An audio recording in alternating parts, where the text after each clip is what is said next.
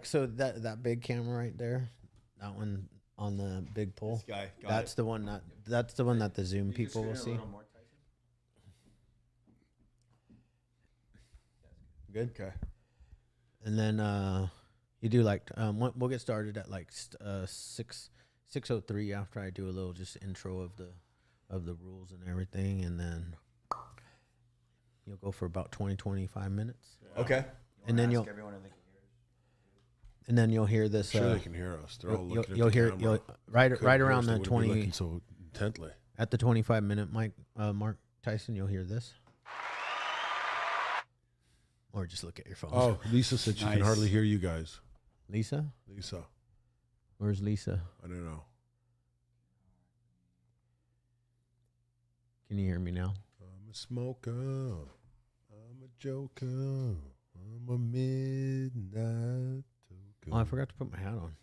Everybody's got hats on. How about everyone else? Can you hear, or is it just Lisa? Everyone can hear. Okay, beautiful. Somebody tightened up my hat. That was me, bro. I was going to put it on for a second and I changed my mind. Lisa, it might be your own personal volume. Oh, yeah, I that's try true. putting it all the way up. Yeah. Hi, Lisa. Hi, Sydney. Hi, Michael. Hi, Jennifer. Hi, Rose. Hi, Carly. Hi, Brittany. Do you put your hats over your Hi, ears? Daff. No. You don't? No, I never Hi, have. Daff. I've done it like a couple times back in the day, but my ears are pretty small, so I don't have to. Okay.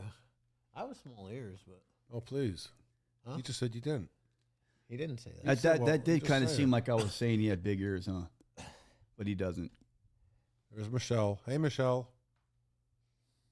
Hi, Michelle. How are you? Yeah, the hats over the ears is like full send on The Full Send the podcast? full send on just the style. Yeah. I just don't wear hats normally. My wife said that my hat was 3/4 of an inch too low earlier. Really? Yeah.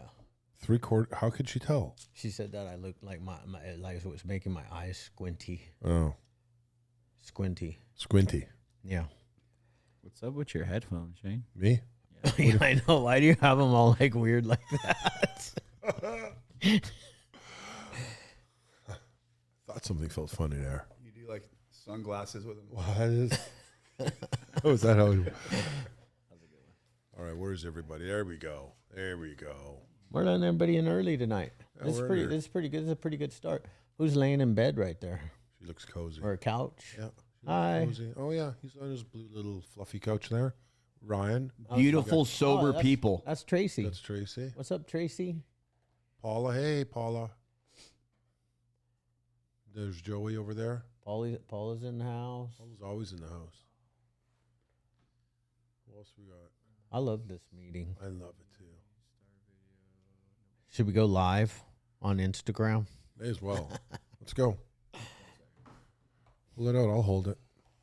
I'm wearing my glasses. Pull it out. I'll hold it. No, you. I said it again. That's what she said.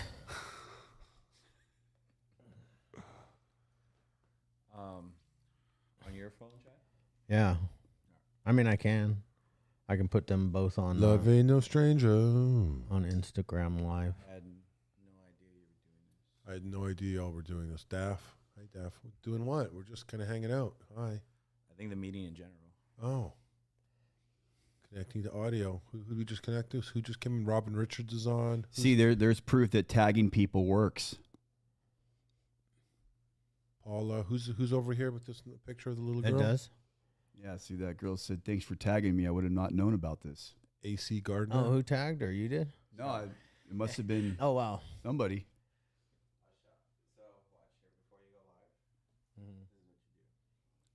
I meant to turn it around. I thought you did at mentioned you. That's it. Whoa, whoa. Love ain't no stranger. I can't tell what time. Oh, What is that? we're telling Michelada? your followers that you're started a live video. I'm gonna turn it around though, because Shane likes to do the lives, not me. Yeah. There's what's her name just came on. She's cooking. Wow, she cooks. Good for her. Good for not for her. Good for what's his name? Know that you. What's her boyfriend's name again? It's Chad. Chad. That's right. Yeah. I was joking, bro.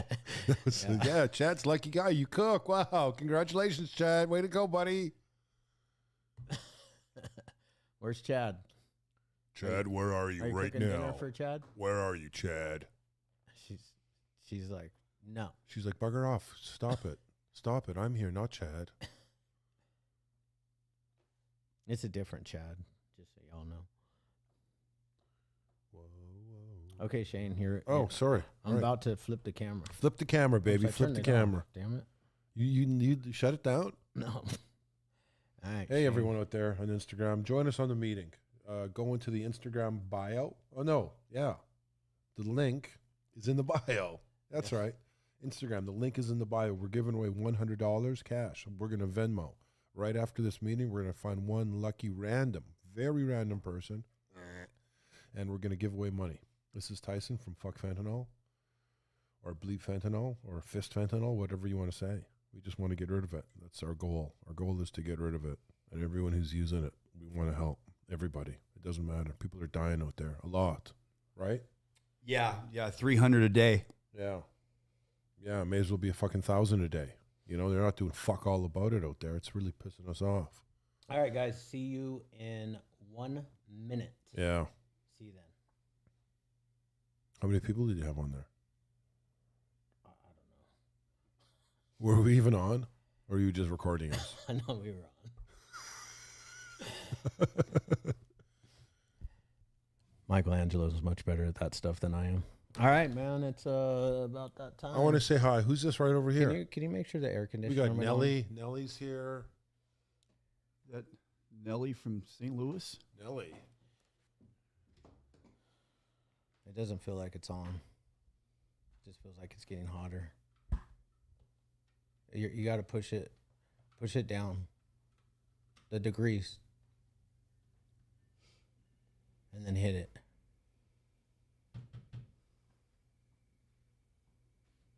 Does it say AC on? All right. Cool on. It says cool on. Cool. That's good.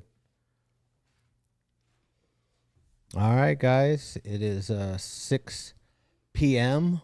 Welcome to our Tuesday night, 6 p.m. Recover Out Loud meeting. I always want to say, because like I'm so used to like NA readings, so meeting of Recover Out Loud. Sorry, say that again. Narcotics Anonymous. Yeah. What is that? Yeah, it's a great 12-step program. It is a great 12-step program. Anyways, But it's not us. our meeting is not anonymous. Yeah. Tell them. We are based on attraction and promotion. We are. We recover out loud. We believe that recovering out loud is important. We're past the point of needing to be anonymous. Yeah. You know, it's okay to be anonymous. Of course it is. The Recover Out Loud meeting does not take place of No. whatever you do normally for your no. recovery. Definitely not. This is It's like a snack. Yeah. You still have to have your 3 meals. It's like a snack. Yeah. Yeah. That This was is like nice. a good place to Yeah. come and Have a you know. snack. Tell them where we're streaming because we're live. Okay, yeah, we're live on that's the other part about this. It's not anonymous. So if you are on our Zoom, Yeah. you are being streamed live on Yes, YouTube. you are. So you need to be okay with your cameras on. Yeah. You're welcome to turn them off when you share. It is also streamed on YouTube Live. There's a page called And- Every 11 Minutes. They're posting all the kids that are dying because of fentanyl. Thanks, Rosa. Yeah. Anyways, tonight we have a very special guest. Yeah, baby. We got Tyson in the house. Yeah. If you guys don't know Tyson, you're about to. He is all about the Fuck Fentanyl movement. That's where I got this amazing shirt right here. And he's got the hat on. Yeah. So if you need some swag, Yeah. make sure. I'm sure Tyson will put his put his link in the chat. Yeah, for sure. Right? Cool. Yeah, absolutely. Yeah. All right, Tyson, we're gonna turn it over to you, and you got about 20-25 minutes. All right. Thank you, Chad. Thank you, Shane, for letting me come and participate in my recovery tonight. I'd like to welcome anybody who's new. to their recovery. Congratulations on taking that next step in your life. The one thing that was like just destroying me was drugs and alcohol abuse. I couldn't live with it. I couldn't live without it. And I've been up and down and just years and years of just going through the absolute fucking ringer. And if you're new and you're, a little bit sick and tired of your situation, welcome. There's the fortunate and the good news around here is that there's an alternative way to proceed with your life other than staying addicted to drugs and alcohol and being miserable and pretty much wanting to die on a daily basis. So that is the good news. And, I'll start it off. My name is Tyson. I am an addict. I'm an alcoholic. I have multiple issues that brought me to the rooms of recovery, and I grew up in Orange County here. I grew up in Santa Ana. I come from a good family. Both my parents are still together. I don't have any real serious trauma as a child that I can pinpoint on why my life became the way it was. But all I know is I grew up in an alcoholic family, though, even though it looked like we had it all together. There was a lot of anxiety and hostility and fear instilled in me as a kid, by my dad drank on a daily basis. All of my uncles were drug addicts, still are some of them that are still alive. And I definitely saw that side of life, And I remember for a long time, a lot of things didn't make much sense to me. My head was always racing. I was always full of anger. And this was before I ever picked up my first drug or drink, And I remember always getting in fights as a kid, like starting in like kindergarten. I was like punching kids in the face. And I don't know why, I just was full of like rage. And I remember leading up to the first time that I took a drink, I was 11 years old. And I remember like the first drink, I'm not going to sit here and like it tasted like shit, right? Like it wasn't like, oh, this is, but after a few of them, the results that it produced, the effect on my mind felt really good. I remember like taking that breath, like, and it was like my head had quieted it down for the first time, and I felt like whatever this is, I like this a lot. And I started chasing that. I started smoking weed, did my first line of crystal meth when I was 14 years old, back in the 90s when meth was real. And I just went on this insane run from a very, very young age, and I know a big part of my issue is like my brain didn't actually properly develop. I lost out on a lot of the basic stuff that a teenager goes through that to develop their mind for like all of the important stuff you need for making, proper decisions, living with peace, and like being a responsible adult. And I definitely missed that train, and that's because of my drug addiction. Since the age of 13, literally up until I got clean and sober, which I'll start off by saying my clean date is January 13th, 2015. I've been clean for about 8.5 years now. Super grateful for that date. It's the most important date in my life. Ever since, I was back to when I was a teenager, it was just everything to me was just everything about getting high and like trying to avoid any responsibility. Once my older friends taught me like you can get high and not have to go to work, I was like, fucking teach me about this, man. Right. And, you can learn how to like sell a little drugs on the side to support your habit. Like I wasn't no Pablo Escobar, I was just literally trying to like feed my habit. Right. Or I'm committing crimes. Like I got really wrapped up in just really like all the things that we try to teach our kids not to do. Right. And by the age of 18, literally like a month after I turned 18, I went to jail for the first time. And almost every one of my crimes leading up to when I stopped getting incarcerated, all were drug fueled and drug motivated crimes, something to get money to support my habit or something that happened while I was extremely high and under the influence of something that caused me to do some crazy shit, you know, and I loved that whole lifestyle for a long time. I'm not going to act like since day one it was horrible, because it wasn't. For a long time, I had a lot of fun, and then it wasn't that much fun anymore, and then it got pathetic and fucking miserable, right? And so anyways, I go to jail, and then I started going in and out of the system, you know. I truly believe, if I'm honest with myself now, a lot of us, we get arrested, but we also get rescued. You know, I probably would be dead if I didn't take any brief periods of these runs throughout the course of 20 years of hardcore drug addiction. I probably would definitely be dead, you know. And I caught my first prison term when I was 21 years old. It was literally for just drugs and white collar crime stuff. You know, I'm doing fraudulent shit to support my habit. And I end up, you know, on the yard in prison. I'm this white skater kid from Orange County. And I'm like, fuck, this is fucking crazy, you know?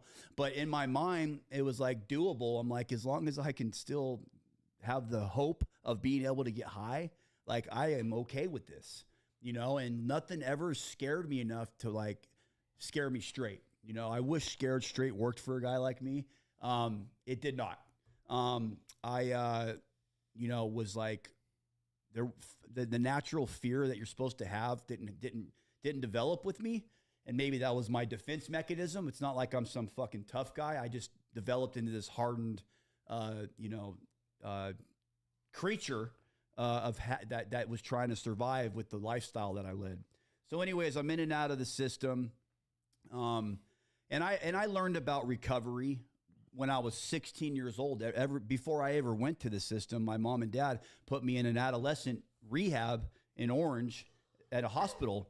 And that was the first time I was introduced to like that there's another way out from the life that I was living. And I didn't really learn much. I remember them talking about some steps and like, but all I was kind of just like paying attention to the girls and like wanting to smoke some cigarettes and fucking drink some caffeine or something, you know?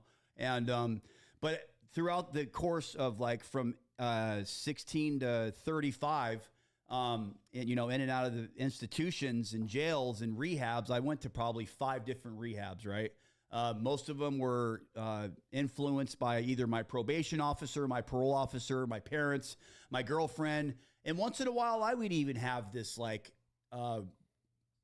intuition where like, I need to change my life, you know? Then I would get to the rehab, and about 7 days to 10 days in, I'm like, you know what? I think I overreacted a little bit here, you know? And I'm like, you know, that like the idea of getting sober sounds good, but when it's time to put in the work to stay sober, it's not very attractive.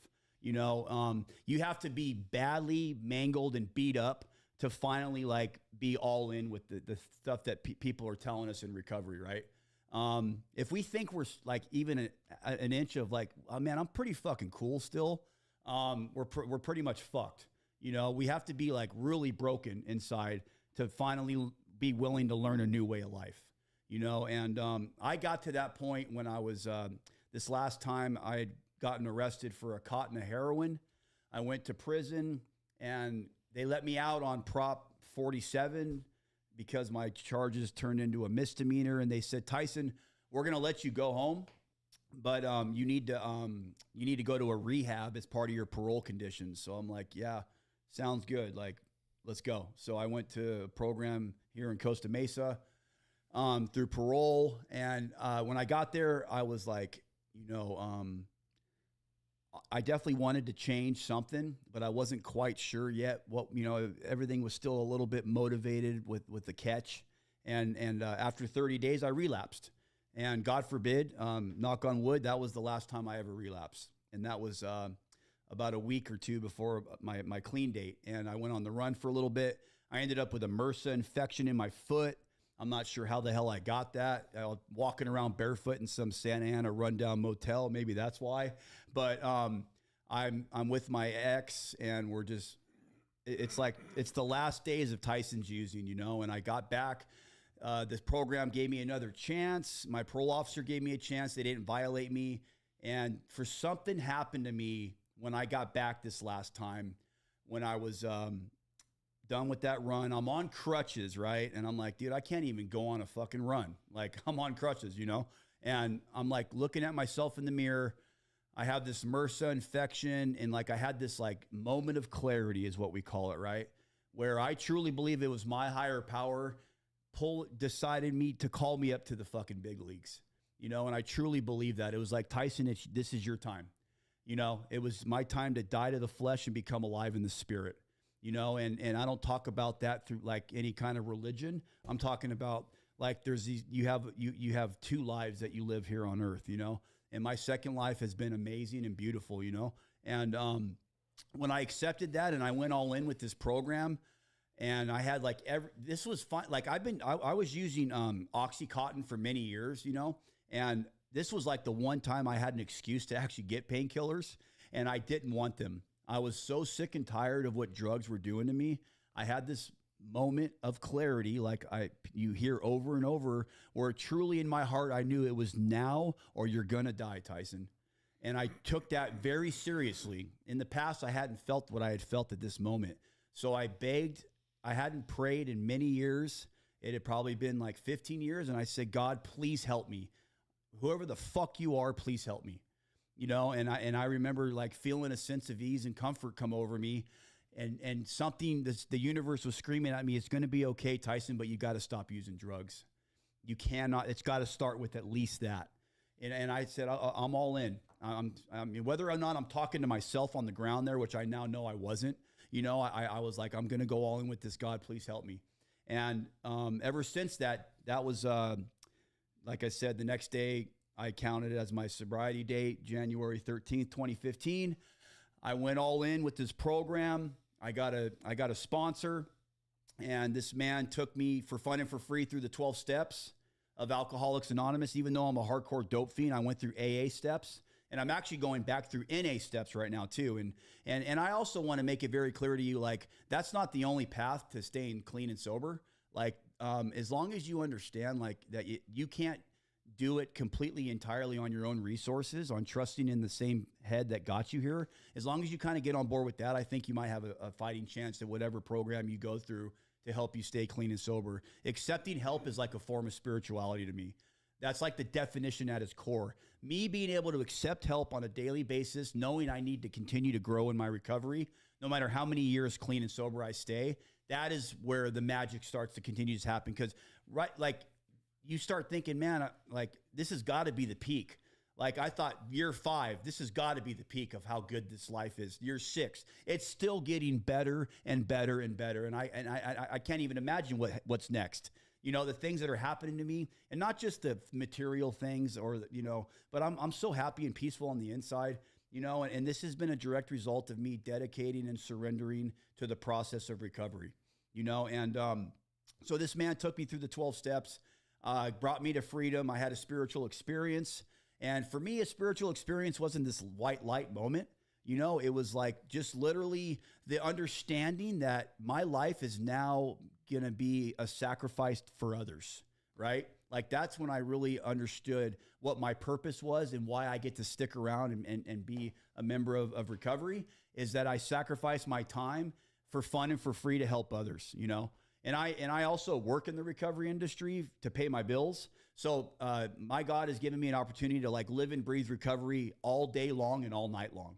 You know, and when I'm done with my job in the daytime, I get to come do stuff like this to give people hope, you know, because I truly believe I was saved and spared from death to give people hope and to help save them from the flames of hell. You know, I've been in the very middle of hell.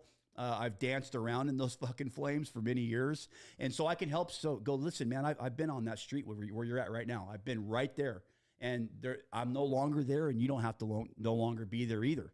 You know, and I truly believe that's why we're so powerful, and that's what our purpose is in this life. And once you understand that, the recovery process for you can begin, you know.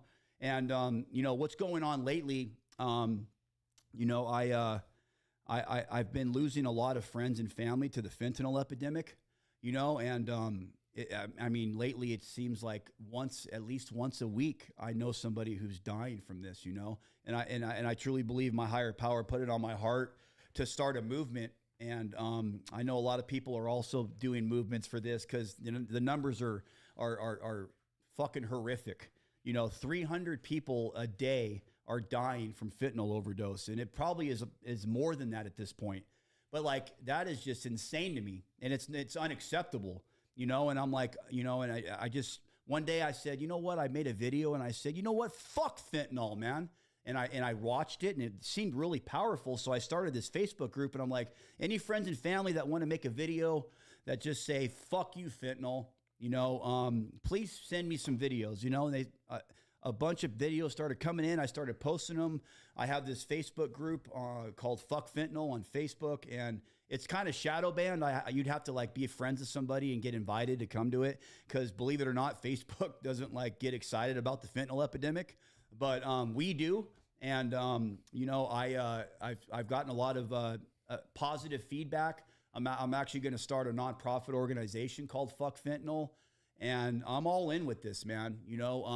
I just want to start making a change for the better, whether it's, providing more resources.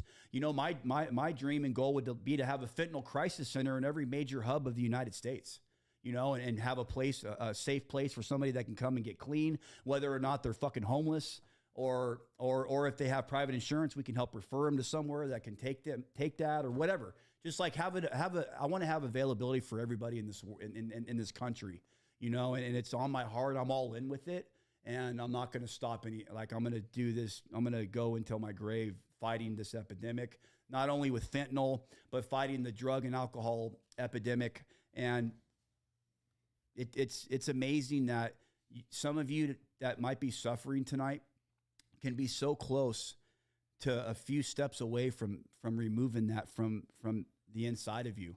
And you don't have to live like that, and it might seem like it's impossible to get to. I had accepted my fate that I was going to die high, and I was going to die a dope fiend. And I accepted that. I was okay with it. And I was like, sorry, mom and dad and all my loved ones, this is who I am, and this is how it's going to end for me. And God had a much different plan for my life. And you know what? I truly believe God has a different plan for your life too. And you don't have to suffer anymore, but it's not going to be easy. You're going to have to go through a little bit of pain. But you know what? Once the pain isn't as painful as what you just came from, that's when you really have a fighting chance at this. You have to be badly mangled and beat the fuck down by this stuff to finally understand what it's going to take to recover. And I was too much of a pussy to kill myself, which I'm grateful now that I was, because now I understand I was killing somebody that I didn't even know, and now I'm starting to be able to understand a little bit about who Tyson is. And, today I have a life filled with love and hope.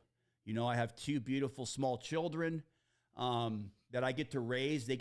Their dad, they trust and love their dad and know he's going to be there for them every day of their life, and my mom gets to sleep without any interruptions throughout the night anymore. She doesn't have to be worried about a phone call that her son's dead or that her son is back in jail. I get to be a friend that can be relied upon. Just so many gifts that this program has given me. It's an amazing, it's just an amazing journey that I'm extremely grateful to be a part of. I wake up every day with a grateful heart, with a little bit of humility. I wake up every day and I give thanks to God for my recovery. And I also ask how I can be of service to the man or woman who is still suffering, and it's an amazing, powerful journey that I do not take it for granted. I know why I'm sitting right here talking to you right now, and why I get to do what I get to do on a daily basis. And I've always wanted to be part of a war of some sort, right?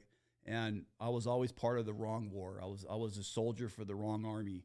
And now I finally found an army that I 100% believe in my soul, to help prevent a hell on earth for a drug addict is like an amazing gift that I get to be a part of, with humility while I do it. So I think I'm going to wrap it up with that and open up the meeting for sharing. And I'm really grateful to be here and share a little bit about my story. Good job, buddy. Thank you. Beautiful. Yeah, great job, man. I'm all about the fuck fentanyl movement. I'm all about your movement. I actually like your shirt and hats better than anybody else's because I like the old English writing. I've seen a few other ones out there, and I'm like, you know what? It's not the same. This is the first fuck fentanyl shirt I got. It's the only one I have, so I'm gonna keep it that way. Again, guys, if you want a fuck fentanyl shirt, hat, reach out to Tyson. Um, the Hopeaholics exists because of the fuck fentanyl movement. As many of you know, I lost my son-in-law. It'll be 1 year in 4 weeks from yesterday. It'll be 1 year. Wow. So, that's a big deal. I'm gonna release a special podcast, so don't release the Persian Median podcast because we did a we did a podcast with my daughters. My daughter was 21 years old a year ago on 9/11 at 7:30 a.m. She found her fiance, which to me was my son-in-law. He'd been in my life for 5 years. He lived with me. He was like a son to me. She found him dead in his bed at 7:30 a.m. on 9/11, and I'll never forget that phone call. I hate the fentanyl crisis. I don't think it's an overdose. I think it's poisoning. And then a few months ago, my good friend Tracy, who's on the Zoom meeting tonight, she lost her son. Rest in peace. I too work in treatment, and I've worked in treatment for 22 years. I've been blessed to have this life that I live because of the addiction that I had, right? Because of my recovery, because of the pain that I went through. And 22 years. So the last 4 years, I have seen so much death. It's just insane. And the numbers from when fentanyl started hitting our streets hard compared to the first 18 years when it was heroin on the streets. These used to go to Narcotics Anonymous, man, and they'd say, if you make it back. Yeah. Now I'm like serious. If you relapse, you are playing Russian roulette with 5 bullets in the chamber. It's like. It's insane, and it's not just addicts and alcoholics dying. It's young kids. We had a lady on the podcast. Her 14-year-old son died from fentanyl. You can't even go out and be a kid anymore. No. You can't go to raves. You can't go to parties. You never know what you're gonna get. You can't smoke weed. We had a lady in Canada. Her daughter went out and smoked some weed that she bought off the street, and she died from smoking weed because it had fentanyl in it. So, my friend's brother died last week he thought he was taking meth. Yeah. And it was fentanyl that killed him. Yeah. I mean, I see fentanyl all the time. I had a bag of fentanyl in my hand the other day, as it was confiscated, and it looked like meth. It was crystal. That's It looked insane. like meth. Anyways, guys, I appreciate all of you coming and joining the meeting.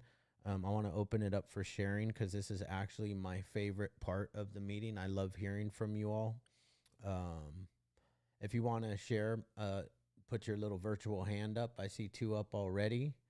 And how many? Is there 2 pages of people or? Huh?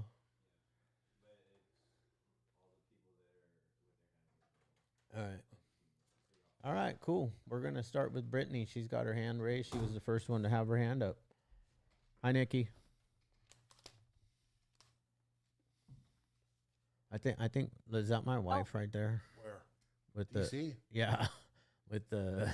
Isn't that weird? the- Reminded because but The eyes are blinking, The too. eyes are blinking. the eyes are blinking, but it's like that's the kind of sweater she would wear. You know? All right, Brittany, you're She up. disappeared. Hi. Oh no, there she is. I just wanted to Oh, say yeah. thank you for having us on. I almost lost my brother to fentanyl patches. He was chewing them, and instead of doing cocaine, he moved on to fentanyl patches. And every day I'm blessed to still have him on in my life and in our lives. Um, it's a bad drug. Um, so yeah, thank you. This was a very good podcast, and thank you for speaking today. It really hit home. I lost my cousin to heroin. They found him with a needle in his arm. I suffer from mental health issues. So I'm also wearing a shirt that says therapy is dope. I don't know if you could see that. Nice. Yeah. So thank you. This helps a lot. Thank you. Thank you. Thank you. Thanks for sharing. Yeah, you're welcome. Well, I just wanted to read one of the comments. Yeah, you can reach out to us on the DM, direct message, and I will on our Instagram, and Shane or I or Tyson will reach out to you. Yeah. If you need some someone to talk Hopeaholics to. Instagram. The Hopeaholics Instagram. Just DM me your number and we'll reach out to you. Yeah, that's right here to Marty. Yeah, Marty. Marty, give us a buzz. We'll reach out to you tonight, brother, for sure. And sorry to hear about that, Janice. All right, you're up. Daff. I'm assuming that's gonna be short for Daphne. It is. Hey guys, thank Hi. y'all so much. First off, for this meeting, I don't know how I did not know it existed. But if you hadn't tagged me, I would have never known. So I really appreciate it. And Tyson, thank you so much for giving us that background. I'm gonna try to talk without without crying. I didn't realize it was gonna be so much about fentanyl. I just lost my 19-year-old sister to fentanyl about 3 months ago, and it was given to her by her boyfriend, and it was weed that was laced. And she had just OD'd about 2 months prior to that, and I believe at the hospital they said they Narcaned her 5 times. And this past incident, she OD'd, and this so-called boyfriend took her to like a 24-hour I'm sorry, my mind's like all over the place, a 24-hour ER, a freestanding ER. And they Narcaned her. And unfortunately, being 19, she was able to sign herself out. And then within about 2 hours, she was dropped back off in the lobby of that ER dead. And I haven't really been able to talk about it a whole lot on Instagram because there's a huge investigation going on with it right now. And I just found out, and now this is in Alabama and I'm in California. So I don't get all the bits and pieces, but apparently 3 other people are associated with the same individual that have died. So I am never had much of a connection because I'm just a big old wino. I never had much of a connection with, those kind of hard drugs. And I appreciate everything that you guys are doing for it, to make people aware. Because, every day I post, I'm like, you don't know what you don't know. And 300 people plus a day, I don't even have words. And I like to talk, and I'm speechless. But I am so grateful that you guys are doing this, and I will definitely be back. And Nice. Thanks again for tagging me. Nice. So God bless you all, and thank you for everything you do. Thank you. Awesome. Thank you. Thanks for sharing. Sorry Yeah, for your loss. Yeah. We're going on. We have an ongoing investigation too. Ongoing investigation that's going nowhere. It's irritating. Anyway, 300 people every day. That's an airplane, guys. That's a very, very, very large airplane going down every single day. You would think that more would be done. So just keep telling friends about the Hopeaholics. Keep telling the friends about Tyson, the fuck fentanyl. Just keep telling your friends, because eventually we will have enough people standing beside us that we can force change at the highest level. Yeah. That is my, I won't stop. Like I have, this is the, I've already, I've already done my career. This is my end life push, and I am pushing because they stole my son-in-law from me. Whoever they are. I'm not psychotic anymore, and I'm not doing meth, so it's. Well, I used to say they. It's usually the FBI. Nobody finds that funny. I do. Okay, let's get the next hand up. I know I got nothing, huh? Nothing. All right, you're up. What's her name? Kay. Kai. Kai. Maybe Kai would be with an I. It's Kay. Kay, you were right. Hey, Kay. I just wanted to say, oh my God, thank you so much. I got teary-eyed when you said you were killing a man that you didn't even know, because I don't know how many times I felt like that. I had no idea who I was. And today I have two amazing boys, and they get to see their mom in recovery. And thank you so much for your message. It really hit home. I too am working on my bachelor's to get back, and this is what I want to do. Like, I want to be Wonder Woman. I want to help save the world. And whatever I can do to help, please, I will DM you guys. I want to give back. And just I'm glad that I found out about this Recover Out Loud.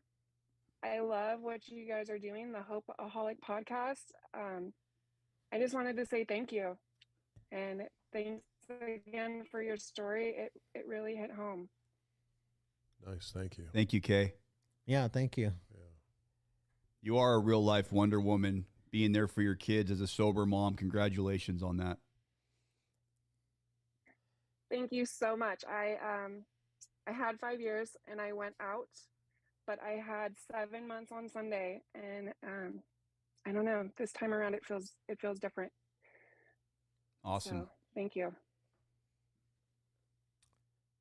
Tommy the gun. Hey guys, Hey, Tommy. man, it's awesome. I don't know, came across you guys on Instagram, man. I don't know, a few weeks ago, and man, thanks for hitting me up tonight. I haven't been to a meeting in a while, man, and I needed it. Like you said, man, it's an important date, man. Mine's June 14th, 2021. Just made it past 2 years, and man, I went hard in the paint for 30 years, man. It's man, all of the things, right? It really is an epidemic, man. And I what you said about a plane going down, man, it's powerful. I got a poster up in my office at work that says, I think it's an Ethiopian proverb. It says, when the ants unite together, they can tie down a lion. And that's how I feel in the program and in recovery, man. I'm an alcoholic and a dope fiend, and it's amazing to watch the power that when an alcoholic or a dope fiend looks in the eyes of another alcoholic or dope fiend, they see each other. They see each other in a way that most people can't see them, and that's where the help comes from, man. But I love your message, man. It's all God, man. It's not me. It's all good. It's my I grew up the son of a Southern Baptist preacher, man, and I ran from God for a long time, man, and I'm new back, and man, the feeling's amazing, having purpose again. It's I prayed diligently, man, and one of the coolest things, man, when you hear all the stuff you hear in the rooms, all the one-liners and all the cliches and all the slogans and all the shit, but and I hate most of it, but it's it says something in the book, man, about us being uniquely capable of helping people, with the same afflictions that we have, and so I prayed to God. I was like, I want to help somebody, man. I want to sponsor somebody. I want to help somebody, and I meant it. And within the next week, man, I had 2 men. And I'm a combat veteran, man. I got 10 years in a uniform, and Nice. and lost a lot of brothers. Thank Not a you for lot your in the service. war, man. Most of them in the war after the war. Yeah. You know what I mean? Like you said, in the wrong war, and they They're trying to escape. They're trying to numb it. And what do? Oh, we start doping and boozing it away as much as you can until it quits working, man. And within a week, man, I had two guys hit me up out of nowhere, like, "Hey, man, I heard something you said, and sounds like you got something figured out. Can you help me, man?" It's just that's the thing, man. Be available, be present. I appreciate it, man. Thank you guys for Yeah, what you're thanks a doing. It's lot, awesome. man. Appreciate your share. Yeah, thank you, man. I liked what you said though. You know, they don't. I just feel like they don't know what monster they woke up when they woke up a bunch of recovering addicts who already sit in a room together, regardless of race, sexual identity, political views, gender, all of that. I just like. Did they realize that there's 40, 50 million recovering addicts in the United States? You know? And it just takes one person to go out and just start and Rally the group. And rally the group. You know, rally the troops. You know? This is a crisis. Everybody knows what they would do if an airplane crashed 3 days in a row. If an airplane crashed 3 days in a row, they would ground all air traffic. I don't fly as it is. Yeah, I do. I like to fly on Jet Suite X To Vegas. Yeah, to Las Vegas. It's fun. Yeah. All right, who's up next? Jeff. What's happening, fellas? Hey, buddy. Hey, thanks for your share, Tyson. So my story kind of kicked off. I was a gaming special agent at a casino, and I'd witnessed a police homicide at one point, and then shortly after, I watched a kid get executed. And I can't even tell you how many people I've seen OD on drugs or get brought back with Narcan. And I started feeling kind of weird. And at the same time, my stepdaughter was attempting suicide and cutting from being raped. And I ended up with complex PTSD really bad. And I started taking Percocets at first.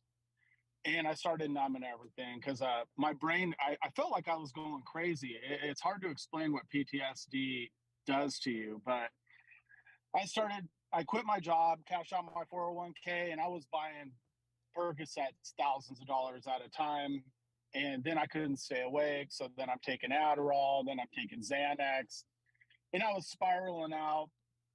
And at the end, it was about a year of that. And then my stepdaughter came to me and she had cut her arm and just butchered it. And she would come to me to fix everything. I didn't know what to do. I went to counseling because when she came out about her rape, my girlfriend at the time came out that she was raped as a child growing up. So I went to counseling to help them learn how to deal with rape trauma, and I found out I had PTSD.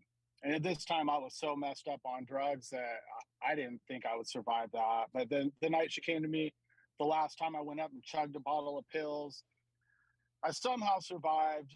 But then the next couple of years, just it's hard to even remember. There'd be times where I wouldn't know who I was. I'd wake up in the closet. I'd wake up in the woodshed.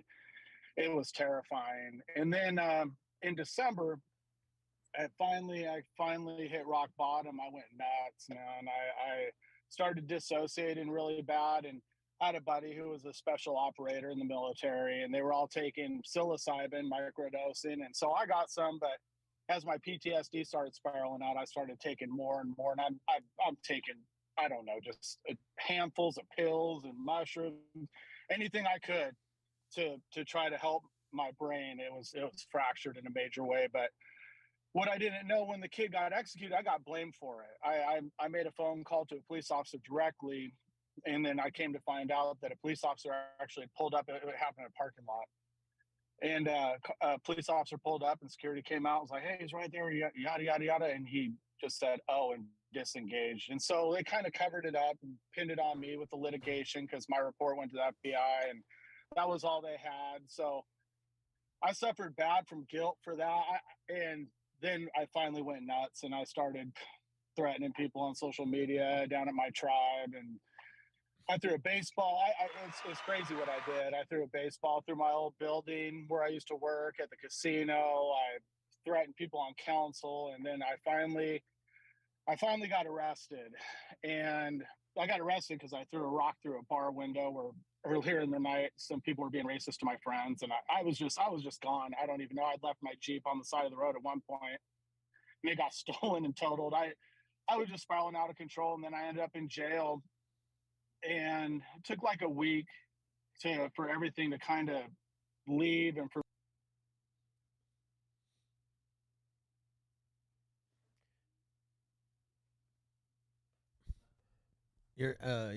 Yours got cut. We have a 3 minute 4 minute cut off, and then it cuts to the mute button.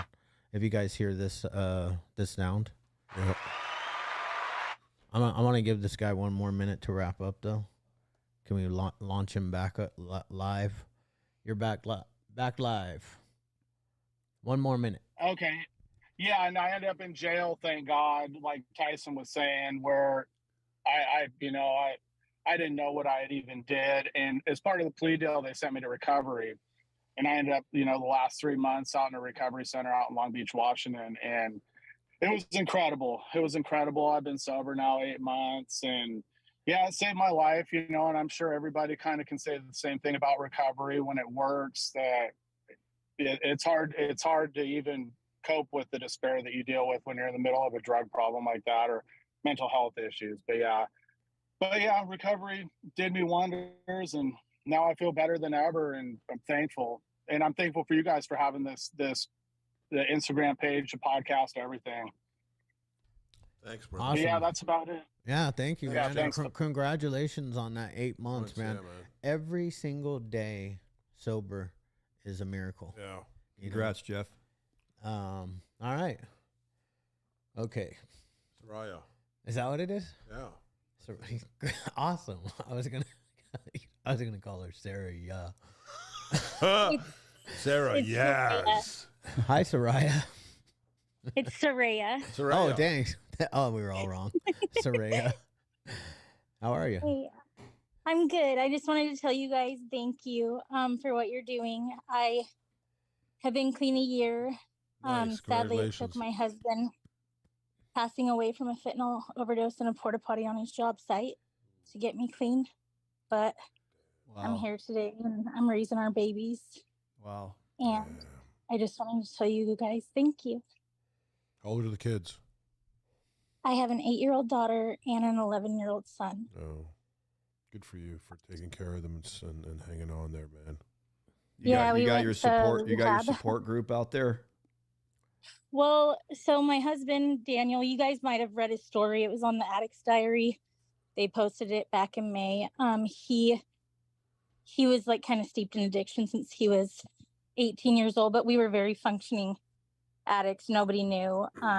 We went to church. Our kids were in private school. My husband was a superintendent for the Carpenters Union.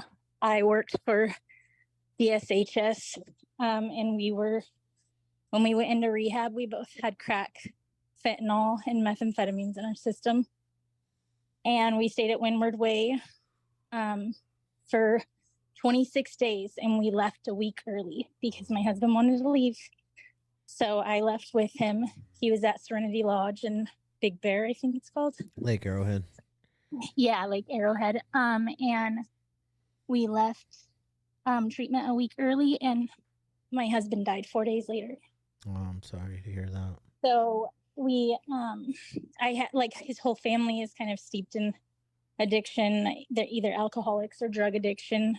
His brother's in Western State here in Washington because he lost his mind on meth and fentanyl as well and stuff. So I just kind of created my own new family full of sober people and raise my babies and try to show them that there is another side to this. And some of us really do recover. Yeah, we do. And thank you for your share. And we hope that you come back next week. Yeah, definitely. Thank you guys so much. Yeah, it's our pleasure. This meeting's been growing rapidly, and it's really amazing. This is my favorite Awesome. part. This is the good stuff. Who's up next? The hands Chris. just keep going up. Chris and Lila. I'm gonna guess this Can you hear is. Yeah. Is this Lila? I'm Lila. Hi, Lila. Hi. So, I'm Lila, and actually, I found you guys on Instagram.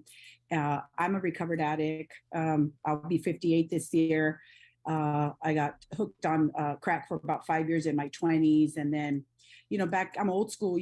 Back in our day, as far as go to recovery, go to rehab. For us people from the hood, it was like you go to jail or you go to church. That was like our. And so in my 20s, like I said, got cooked on crack, hit rock bottom, prayed to God, please help me. And the way he helped me was he put me in jail for 90 days back then. And, prayed like, oh God, I'm coming back to the same home and to the same, neighborhood. I need some help. So I went to the Jehovah's Witness church for like 15 years, and that kept me sober. And then my mother-in-law passed away, and I started using again in my 40s. By the time I'm 40, I own a business, I have money. I got hooked on methamphetamine for 10 years.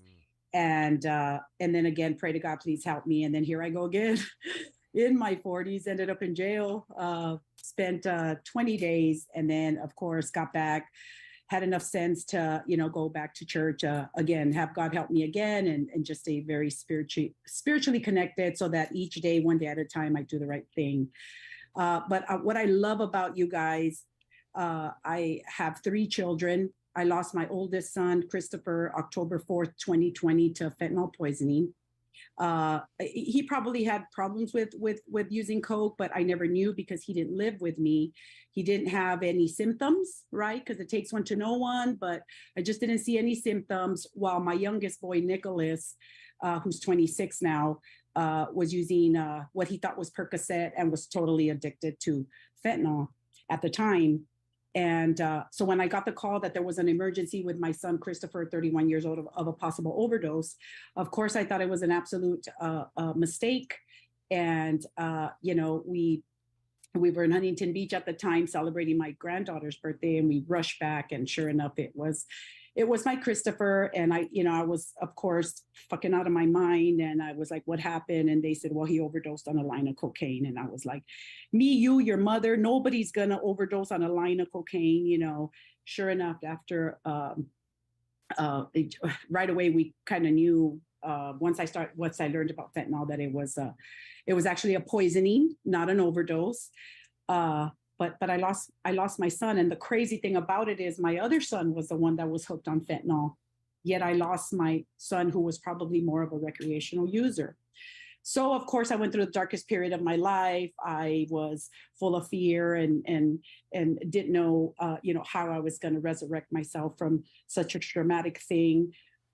Again, I give all credit to God for my recovery, and also for bringing me back to life after the death of my son. So your combination here of fuck fentanyl and let's recover and reaching out to these young children, that they're in a lot of danger. It is a clear and present danger in our society, that there's no more learning from your mistakes, taking a little toke of some weed. There's no more second chance for a lot of these kids. I wanted to, I found a grief group called Solace for Hope that is very, very specific almost to just parents that are losing their children to the fentanyl crisis. And thank God I found it 3 weeks after it happened. So that has helped me tremendously. And to be honest, losing your kid, it destroys you mentally, physically, spiritually. It freaking destroys you. But again, reaching out to God, because I needed some supernatural help again to come out of my darkness. So I tried a lot of things, tapping, and here I am. I'll be 3 years without my son this October, and I just have this burning desire to create awareness and get involved with as many groups as I can, to help, to donate, to do whatever, to do my part. I want to open up my home eventually to mothers, even fathers, because All right. Thank you. Yeah. She's a powerful woman. Yeah. You know what I'm saying? Yeah. Like, it takes a lot to go through stuff like that. Yeah, and be able to carry that message. Yeah. Like, I really, man, I don't know if I got Our the heart juice. goes out to you. Yeah. But keep doing what you're doing. Yeah. Because your message is going to help a lot of other, especially mothers. Yeah. Anybody really. Yeah. Anybody really who's feeling pain. Yeah. Anybody who's feeling pain. Yep. She can help anyone who's feeling pain. Yeah. You know, and that's what I think it's all about. If you don't have your purpose in life or you're looking for a purpose, help somebody, because that's every human being's purpose, is to help someone else. All right. Who's up next? Wow. Thank you so much. Yeah, thanks a lot. Took the breath out of me, that one. Joey. Hey, what's up? My name's Joey. Hey, Joey. I'm one of you guys. Yeah, I was just thinking about some stuff when I was newer, like from all the shares, and I was raised by the slick talking old timers, and they were harsh. You know what I mean? They would say things like "work steps or die." They would say, when we're new, get a suit, because if you stick around long enough, you're gonna go to a lot of funerals, and if you don't, we'll have something nice to bury you in. And these are the things that I would hear, and there's mainly all the things I could hear, and they would say stuff like, some of us have to die for some of us to live. And as I've been here a while, like I don't think that's necessary anymore. A lot of us have died already, and I don't think any more need to die. But at the same time, hearing all that stuff in the beginning, multiple years later, I haven't forgotten that it's life and death for me. I know I'm not going to fall into a sack tonight, but it's a series of unspiritual events that's going to lead me there. I'll lie my way back into a sack if I don't practice, recovery. And so I'm grateful for that. But I was thinking, I don't know about your guys' area, but in my area, what lacks is, because we have service and detoxes and camps and prisons, but we don't have, people going into the high schools and talking to these kids that are, lost, because to me, like I was hearing the guy share, when I first got loaded, I got drunk, and I didn't like the feeling because I got sick, but I wanted to be anything but in my skin. And I believe some of these kids are like that too. They just want to be accepted. I don't know if they even want to feel good. They just want to feel something different, and so that's been a passion of mine. But, there's not really much of that going on in the high schools where I'm from. So I don't know. I don't know how it is in your guys' area, but yeah, that's all I wanted to share. Thank you. Thanks for sharing. Thanks, bro. All right. We got I'd like to challenge you, Joey, to try and do something about that for yourself and your community. we got who's up? Michael. Lamore. Hey folks, can you hear me all right? Yeah, Yep, man. good. Excellent. So first and foremost, I was able to, or unfortunately, I missed some of the shares, I guess, from people because I was dealing with some personal issues. Anywho, so what I got from, if I mispronounce your name, Lila, I apologize. I apologize for your loss. October will be 3 years. I feel your pain, and I sincerely offer my condolences. And then Joey, I heard you a little bit. One thing I wrote down is practice recovery. I like that. It's beautiful. I'm not here for any a shoulder to cry on, and I don't want to take up too much time at all. Honestly, I don't even know why I raised my hand to speak, because I'm not that type of person that really wants to bitch and complain about my problems. But I recently, for the first time, went to a recovery, paid out of my own pocket because my insurance wouldn't cover it. I was there for 8 days, got out, felt great. I relapsed. So I'm gonna be honest about that. I'm not sober right now. And I can't necessarily relate to most of you guys. Fuck fentanyl for sure, but my my drug of choice is alcohol. So I relapse on that shit, but 100% fuck fentanyl. I have friends that are hooked on it. I'm surprised that they're not dead yet.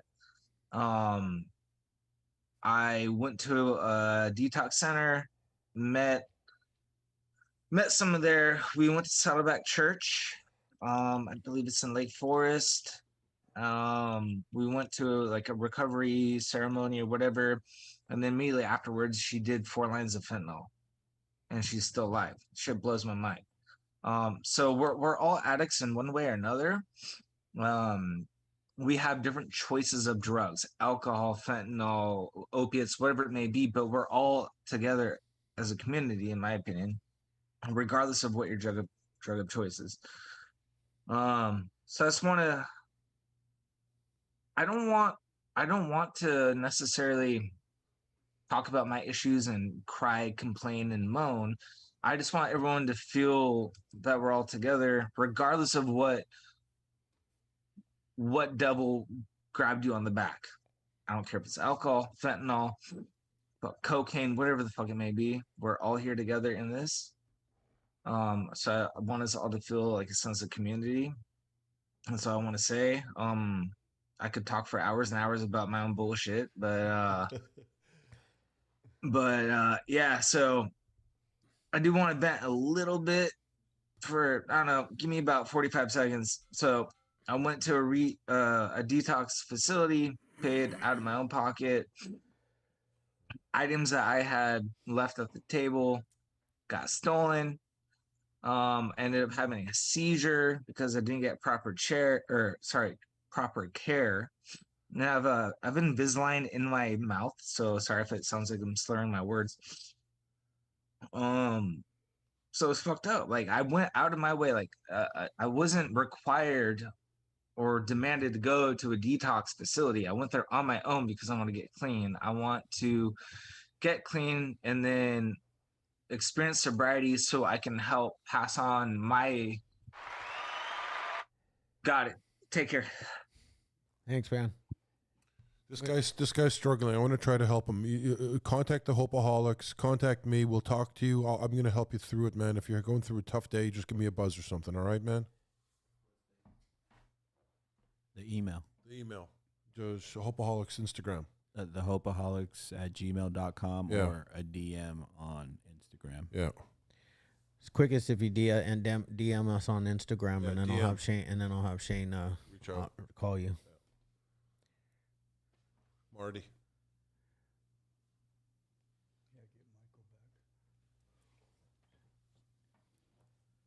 Marty, Westerland. how's it going, buddy? Good. How are you? Good. Excellent. Yeah. Just jumped up on us like that, man. You Sorry, scared us a little. There he is. Yeah, no, I'm out for my walk, so sorry. But just wanted to hop on here and say that you guys reached out to me on Instagram, and so I'm here, and I'm struggling and battling anxiety and mental health right now, which I feel is just as hard as an addiction. Yeah. For sure. But you know, a lot of what you guys have said, not just the Hopeaholics guys, but the other people have said is what I'm going through right now. You know, and for me, it's the loneliness is gone. You know, and it's just a dark place to be. And so I just wanted to say thank you for the meeting. Thanks for sharing, Marty. Yeah, of course. And Yeah. Marty, I'm going to say the same thing to you. DM us on Instagram, Hopeaholics, and I'll get back to you, bro. We'll keep in touch. I'll give you my number, and we'll start a group here. And yeah, man, I know how loneliness can affect you, man. Sorry about that. So thank you. This is my first time here. It's a really good meeting. So thank you. Yeah. Yeah, Thanks we're here every Tuesday night at 6 p.m. Pacific Standard Time. Yeah. Come check it out. this is my favorite part. Honestly, the speakers are great, and it gets the meeting going. But I love hearing the raw authenticity, the pain, because that's the one thing that we all have in common here, like the pain. I think something you said, if you had to get to that place, that pain, and it's a saying, it's a cliche saying in Narcotics Anonymous or any of the anonymous, but when the pain of remaining the same outweighs the fear of change, that's when we change. That's when shit happens. Yeah. Yeah. That's when we'll surely let go of that pain. Yeah. Can only hang on to pain so long, And I say on the podcast often, it's easier to walk through pain than it is to just sit in the pain. Sometimes you don't want to get up out of bed. Sometimes you don't want to do anything. Yeah. And, when I don't want to, that's when you do it. That's when I do it the most. Builds character, bro. Yeah. So I appreciate y'all coming here tonight. We got some money to give away. I was just gonna say though, there's a picture of me up on the Zoom meeting. Where? You don't see it? Is that I was wondering who that handsome couple was. I had no clue. Yeah. Who's that with you? That's my wife. Oh, Jesus. She's on the Zoom meeting. That's nice. My wife isn't. She's not? No. You shouldn't. Have you invited her to come join the Zoom meeting? She's far too busy for the Zoom meeting. Yeah. Well, I invited my wife to come to the Zoom meeting. Nice she showed out. Yeah. What did we say last week? I can't remember.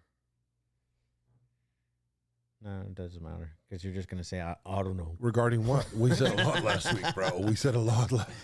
This fucking guy. All right. You got someone. One more. Ryan. All right, one more. All One right. more, and then we're gonna end the meeting. And you got to do the giveaway. yeah, we're gonna do the giveaway. Yeah, we're gonna do the giveaway. You're up, Ryan. Oh, two more. April and Ryan. Looks like. Is Ryan unmuted? Yeah. Yeah, it looks like he's frozen. Let's see. He was talking.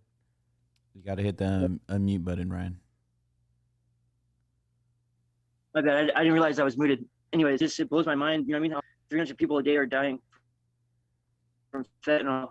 That's like just a ginormous number. Yeah. But it's really cool that you guys are putting awareness to the fentanyl epidemic. And also, I wanted to let you guys know that that the Recovery Out Loud, you guys put together a couple weeks ago. I went to that. That was really, that was a cool event. Are you guys going to be doing that again anytime soon, or was that just a one-time thing? It'll happen again in the future. Yes. Cool. Right on. Yeah. Anyways, yeah. Thank you for this meeting, and I look forward to coming back next week. Awesome. Thank you. Thanks, bro. Yep. We'll see you next week. April, you're up. And then April. Hi, everybody. Hey, April. I'm sorry I'm late. I was still on East Coast time, so I forgot that I now live in Central time, so I apologize. I just wanted to say I'm really grateful to be here.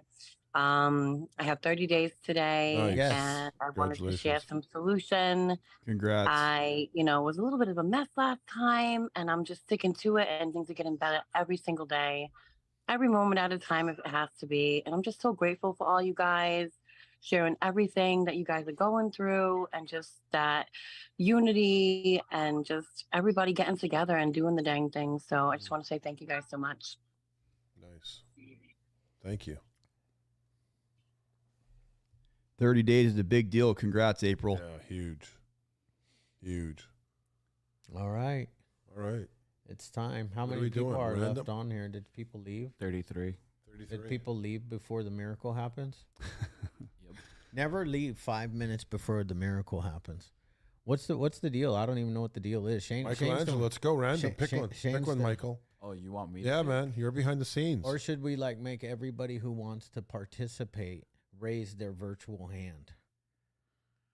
I think do that. Pick a number. Whoever gets the closest to it. All right, let's go on characters of honesty. Whose favorite number is number 8?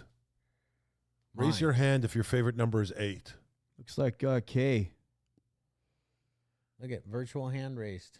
Wow. Kay had her hand up first. She did. She did. So what are the rules to the game? Are you guys ready? I think it's fair. We pick a number. Whoever guesses the closest to it.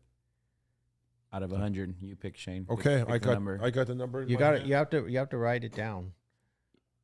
Okay, He said 11. So the rule Shane is Shane just told me the number.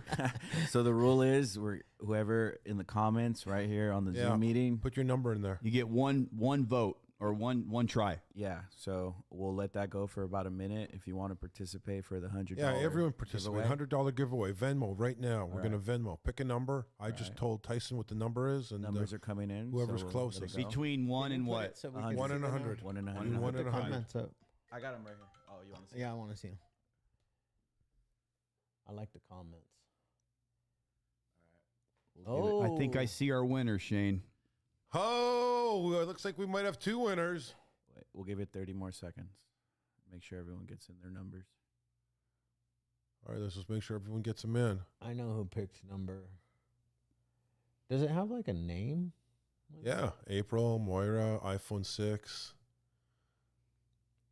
All right, are we all done? Did everyone put in their numbers? Yep.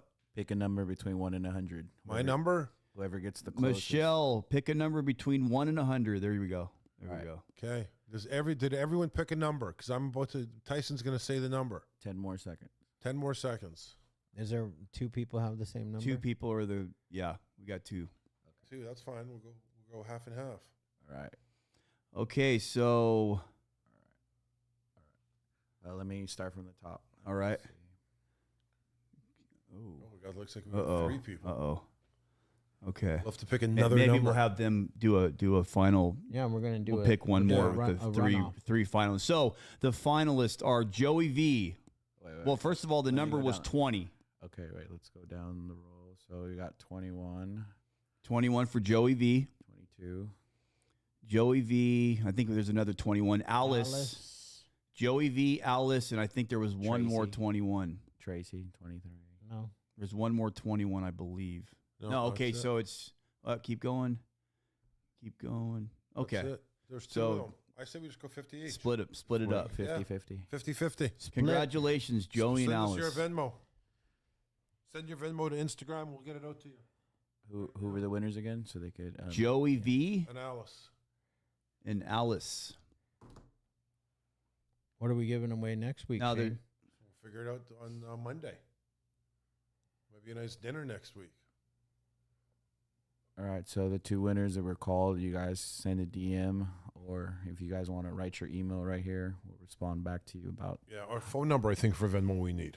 All right, yeah, actually, you want them Just to DM. text you? No, DM. Okay. DM, that way Yeah, no we one don't sees it. DM the phone number. Yeah, we don't want and people Venmo. DM in their phone number. Yeah, DM the phone number to Instagram, and we'll get the money out to you first thing tomorrow morning. Done.